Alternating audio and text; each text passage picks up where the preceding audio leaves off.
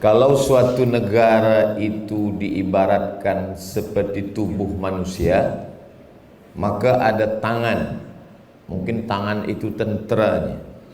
Ada kaki, mungkin kaki itu pekerjanya.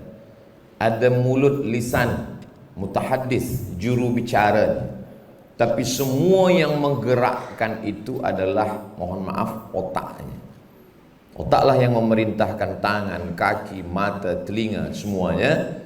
Dan otaknya itu adalah guru. Jadi kalau mahu melihat bagaimana suatu negeri, negara di masa akan datang, maka tengoklah guru-gurunya. Maka saya jumpa dengan Fadilatul Doktor, saya tanya, kupu ini apa? Di sini dididik menjadi guru. Maka otak negeri ini ada di sini.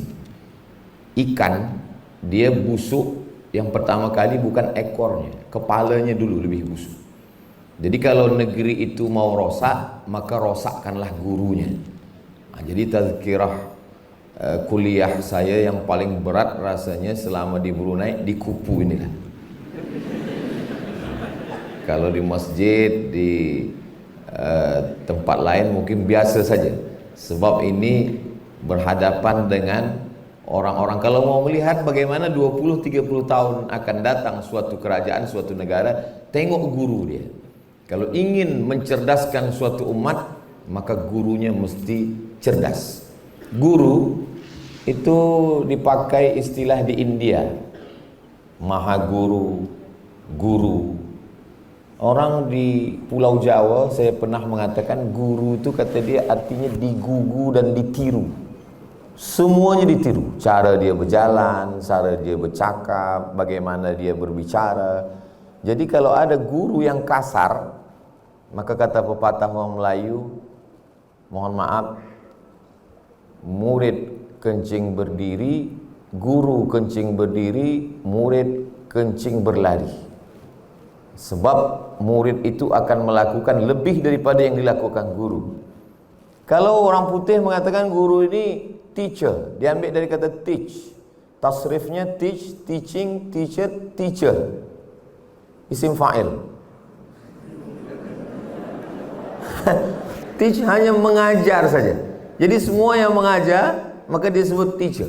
Tapi bahasa Arab kaya dengan mufradat. Pertama dia disebut sebagai muallim. Allama yuallimu. Dia yang mengeluarkan anak didik dia dari jahil kepada ilmu.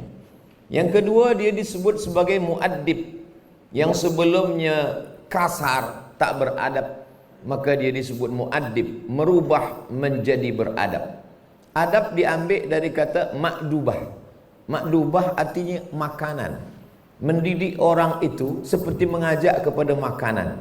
Kita kalau ajak orang jemput makan, bahasanya lembut. Mari datang ke rumah saya, kita nak makan. Mana ada orang kasar? Makan, makan, makan. Macam mana orang? Adab. Yang ketiga dia disebut sebagai muhazzib. Hazzaba yuhazzibu tahziban. Muhazzibun, orang yang menghaluskan budi pekerti. Maka Ibnu Maskawai membagi judul kitab dia Tahzibul Akhlak, menghaluskan akhlak. Yang keempat disebut dia sebagai mudarris. Darrasa yudarrisu, indaras, habis semuanya. Guru kalau dia sayang kepada murid, semua ilmu dia bagi. Kalau ada guru yang tidak mengajarkan semua ilmunya, itu guru silat. Biasanya guru silat kalau dia punya ilmu 10, yang dia bagi ke murid 9. Sebab satu ni dia pegang. Sebab kalau dia bagi semua, nanti dia dibunuh muridnya. Guru berbahagia melihat muridnya mendapatkan semua ilmu. Maka kata Imam Malik bin Anas, meninggal 1 tahun 179, kepada muridnya Muhammad bin Idris Asy-Syafi'i, meninggal tahun 204. Kata dia, wahai Syafi'i, carilah guru yang lebih alim daripada aku, kerana ilmuku sudah habis engkau ambil. Beza dengan guru sekarang. Tiada siapa lagi yang alim daripada aku, maka engkau belajar pada aku saja. Tapi Ustaz Somad itu kata orang alim, dia kulit-kulit kitab saja. Syariatnya saja. Hakikatnya ada semua pada aku. Lalu kemudian ustaz. Ustaz ini bukan bahasa Arab. Dia diambil dari kata bahasa Faris, Persia. Ustaz artinya orang yang memiliki banyak ilmu pengetahuan. Maka di Kaherah, masa kami belajar dulu, nama rektornya Al-Ustaz Ad-Doktor Ahmad Omar Hashim. Ustaz artinya profesor. Dia punya pengetahuan banyak, disebut ustaz. Tapi sampai ke kampung saya, guru mengaji alif bata pun dipanggil ustaz juga.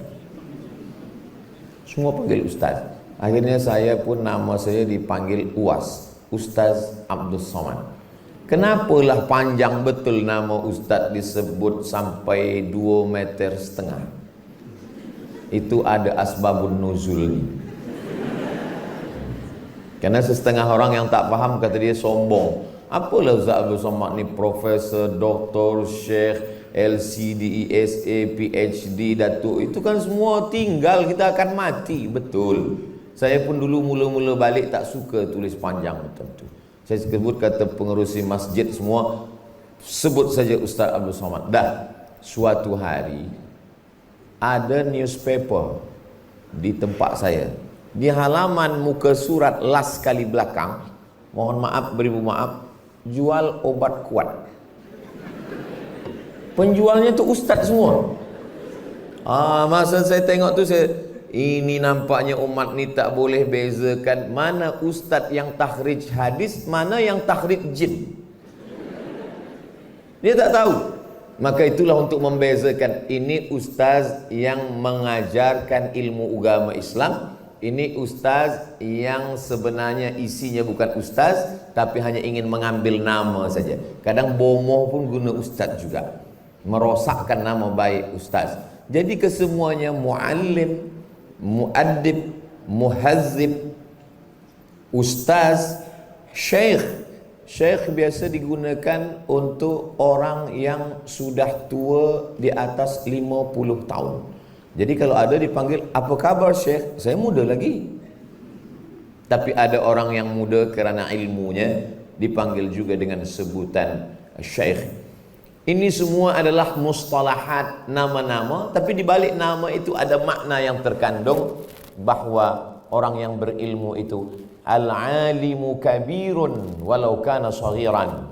Orang yang berilmu dia akan dipandang besar walaupun dia kecil muda usianya, dia akan didudukkan di majlis para orang-orang besar seperti Sayyidina Abdullah bin Abbas radhiyallahu anhuma yang didoakan oleh Nabi, Allahumma faqihhu fid din wa 'allimhu ta'wil warzuqhu fahmal mursalin. Maka didudukkanlah dia oleh Amirul Mukminin Sayyidina Umar ibn Khattab dalam suatu majlis, padahal manakala Nabi Muhammad SAW meninggal dunia, umur Abdullah bin Abbas 15 aman, 15 tahun.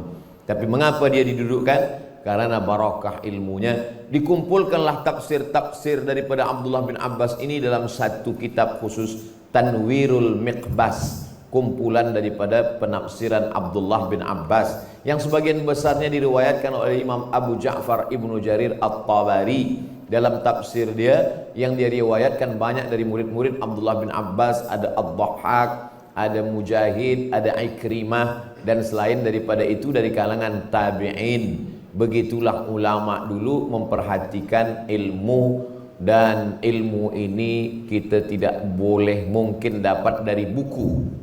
Inna hadza la fis suhuf. Lembaran-lembaran kertas itu dulu disebut dengan suhuf. Orang yang mengambil ilmu dari kertas dulu diejek, disebut dengan istilah suhufi. Si fulan tu suhufi. Apa maknanya? Dia hanya baca buku, tidak belajar kepada guru. Maka mesti ada guru. Ya ayyuhalladzina amanu, hai orang yang beriman, ittaqullah, takutlah kamu kepada Allah, wa kunu ma'as shadiqin, hendaklah kamu bersama dengan orang yang benar. Itu menunjukkan tak cukup hanya setakat takwa, tapi mesti bersama dengan shadiqin. Itulah dia mursyid yang menunjukkan kita jalan. itulah dia murabbi, yang mendidik, memelihara, menjaga dari mulai zahir hingga ke batin kita, bahkan yang mendoakan kita. Saya selalu ke mana-mana tempat mencari guru-guru, para masyayikh yang tua, walaupun hanya setakat datang membacakan Al-Fatihah, mengambil barokah saja. Itu yang